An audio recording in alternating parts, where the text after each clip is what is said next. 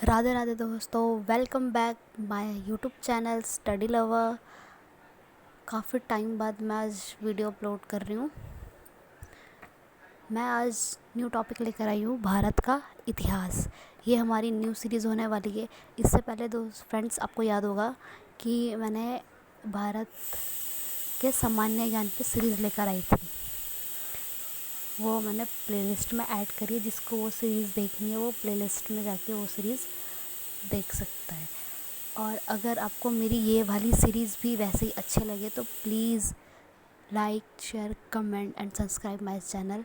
Friends, आप लोगों का बहुत ज़्यादा सपोर्ट रहा है मेरे को, so thanks so much. Okay, let start. अब हम स्टार्ट करते हैं भारत का इतिहास। पहले हम शुरुआत करते हैं प्राचीन इतिहास से।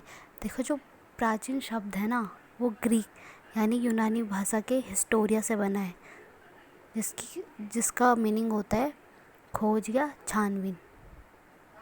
ओके, इतिहास का जो संबंध है वो अतीत की उन घटनाओं से है जो हमारे पास लिखित और प्रमाणित रूप में है। लिखित और प्रमाणित में मतलब ऐसा इतिहास जो जिसको जिन चीज़ों के बारे में पता नहीं है, तो वो हमारे पास लिखित रूप में है और उनके कई परिणाम भी है या प्रूफ भी कह सकते हैं। ग्रीक विद्वान हेरोडोट्स ने इतिहास की प्रथम पुस्तक हिस्टोरिका लिखी थी। उसमें उन्होंने 3 स्रोत बताए: पुरातात्विक स्रोत, साहित्य स्रोत और विदेश यात्रियों का वृतांत। हेरोड्स ने अध्ययन की दृष्टि से भारतीय जो इंडियन हिस्ट्री है उसको कई प्रकार से बांटा है। देखो, भारत के इतिहास में प्राचीन भारत का इतिहास, मध्यकालीन भारत इतिहास, आधुनिक भारत इतिहास, समकालीन भारत इतिहास भी आता है। उसमें भी उनके अलग अलग उसके बारे में लिखा गया है। ठीक, तो ज़्यादा मैं आपको मेन टॉपिक पढ़ा रही हूँ। अब हम लेट स्टार्ट करते हैं पूरा पाषाण काल। ठीक, देखो, इस काल में मानव आग जलाना सीखा था। पूरा पाषाण काल में मानव आग जलाना सीखा था। इस काल में चॉपिंग संस्कृति का उदय हुआ था। D.N. बाडिया ने खोज की थी उत्तर भारतीय संस्कृति में। जो हमारी चॉपिंग संस्कृति का उदय हुआ, उसके जो खोज करता है वो D.N. बाडिया है, और ये उत्तर भारतीय संस्कृति है। दक्षिण भारत की संस्कृति हैंड एक्स संस्कृति है। इसकी खोज रॉबर्ट ब्रूस फुट ने की थी। इसमें जो प्रमुख स्थल थे वो थे भीमबेटका, ये सैलासिलो चित्रों के प्रसिद्ध है, डिडवाना राजस्थान में। अब हम बात करते हैं मध्य पाषाण काल। इस काल में माइक्रोकोलिथ काल भी कहा जाता है। ठीक, इसमें छोटे छोटे पाषाण यानी कि उपकरणों के कारण यानी कि इसमें छोटे छोटे उपकरण मिले थे, इसलिए इसको मध्य पाषाण काल कहा जाता है। भारत में इस काल का जनक C.L. क्लाइस था। मानव ने इस काल में सबसे पहले पशुपालन सीखा था। मानव मतलब जो हमारे पूर्वज थे, आदिवासी, जो आदिवासी थे इस टाइम के, जो पूर्वज रहे होंगे, बंदर वगैरह जो भी थे, वटावा, मानव ने इस काल में सबसे पहले पशुपालन करना सीखा था। पशुपालन के प्राचीन साक्ष्य राजस्थान, मध्य प्रदेश में पाए जाते हैं, और मध्य पाषाण काल का सबसे प्राचीन स्थल है यूपी में नाहर। ठीक, अब हम बात करते हैं उत्तर नवपाषाण। देखो, सर जॉन लुबाक ने नवपाषाण काल शब्द दिया है, यानी कि मॉडर्न चाइल्ड। गार्डन चाइल्ड ने इस काल को नवपाषाणिक क्रांति कहा है। गार्डन चाइल्ड ने इस काल को नवपाषाणिक क्रांति कहा है। ली मॉशर ने उत्तर भारत में नवपाषाणिक उपकरणों की खोज की थी। मानव ने इस काल में कृषि करना सीखा था। बृहद पैमाने पर पशुपालन और एवं ग्रामीण संस्कृति के साथ छवि हमें इस नए पाषाण काल में मिलते हैं। इसमें जो प्रमुख स्थान थे, मेहरगढ़ पाकिस्तान में, इसमें सबसे अधिक प्राचीन स्थल है। नवपाषाण काल के सबसे अधिक प्राचीन स्थल हमारे पाक में है। 18,000 BC पूर्व कृषि के साक्ष्य भी मिले हैं। कोल्डी हवा, ये यूपी में, यहाँ 6,000 वर्ष पूर्व चावल की खेती के साक्ष्य मिले हैं नवपाषाण काल के अंदर। ठीक, ये इम्पोर्टेंट नोट्स है। प्रागैतिहासिक काल के जनक भारत में डॉक्टर प्राइम के खोज थे, जिन्होंने लिंग सुमर कर्नाटक से पाषाणकालीन उपकरण खोजे थे और नवपाषाण काल में दक्षिण भारत की प्रमुख फसल रागी थी। इसी में फ्रेंड्स हम सबसे इम्पॉर्टेंट टॉपिक सिंधु घाटी सभ्यता के बारे में बात करते हैं। सिंधु घाटी के बारे में अगर किसी को कुछ भी थोड़ा बहुत इन्फॉर्मेशन है तो प्लीज़ कमेंट में शेयर ज़रूर करें, क्या पता मेरे से कोई इन्फॉर्मेशन छूट गई हो। लेट स्टार्ट, हम स्टार्ट करते हैं सिंधु घाटी सभ्यता। इसमें सबसे पहले आता है हड़प्पा सभ्यता। 1826 में सबसे पहले सभ्यता की ओर ध्यान चार्ल्स मैसन ने दिया। इन्होंने चार्ल्स मैसन पे हड़प्पा सभ्यता पर ध्यान दिया कि हड़प्पा सभ्यता मतलब वो है क्या, उसमें मतलब क्या क्या चीज़ें मतलब उसकी खोज की गई थी। और उसी के साथ जॉन बटन और विलियम बटन ने 1856 में हड़प्पा नगर में सर्वे किया था, यानी कि उन्होंने वहाँ देखा था कि वहाँ क्या क्या चीज़ें हैं, कैसे लोग रहते थे। एक और था कनिघन, इसने दुनिया की ओर हड़प्पा सभ्यता का ध्यान दिलवाया था, जिसको भारतीय पुरातात्विक का पिता भी कहा जाता है। सर्वप्रथम इसकी खोज होने के कारण इस स्थल का नाम हड़प्पा सभ्यता कहलाया गया। इसको अन्य नाम से भी जाना जाता है, सिंधु घाटी सभ्यता, सरस्वती नदी घाटी सभ्यता, कांस्ययुगीन सभ्यता, नगरीय सभ्यता, पर सबसे मेन इसको सिंधु घाटी सभ्यता और हड़प्पा सभ्यता के नाम से ही जाना जाता है। इसमें एक चीज़ और है, ये नोट करने वाली बात है कि अफ़गानिस्तान में सिंधु घाटी सभ्यता के मात्र 2 स्थल थे, सतगोई एंड मुंडीगौक। सतगोई से नहरों द्वारा सिंचाई के साक्ष्य मिले हैं। सिंधु घाटी सभ्यता जो है वो मेसोपोटामिया के सभ्यता से 12 गुना बड़ी थी, जबकि मिस्र की सभ्यता से 20 गुना बड़ी। इसके आधा से ज़्यादा साक्ष्य जो है वो पाकिस्तान की तरफ ज़्यादा है। आज़ादी से पहले खोजे गए जो स्थल हैं वो पाकिस्तान में चले गए, क्योंकि जब हमारा देश आज़ाद हुआ था वो भारत 2 टुकड़ों में बढ़ गया था। भारत में केवल 2 स्थल रह गए, रंगपुर जो गुजरात में है और रोपण जो पंजाब में। बाकी सारे जो उसके स्थल हैं या स्थान वगैरह है वो पाकिस्तान की तरफ चले गए। और ये हड़प्पा सभ्यता की खोज के दौरान जो यहाँ से कंकाल प्राप्त किए गए थे, उनके आधार पर उन्हें 4 प्रजातियों में बांटा गया था। एक भूमध्य सागरीय, अल्पाइन, मंगोलाइड और प्रोटो ऑस्ट्रॉइड।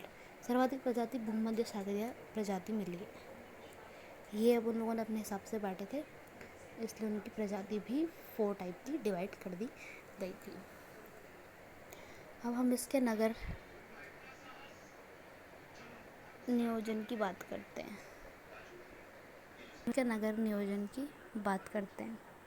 देखो, नगर 2 भागों में विभाजित किया गया था, पश्चिमी भाग और पूर्वी भाग।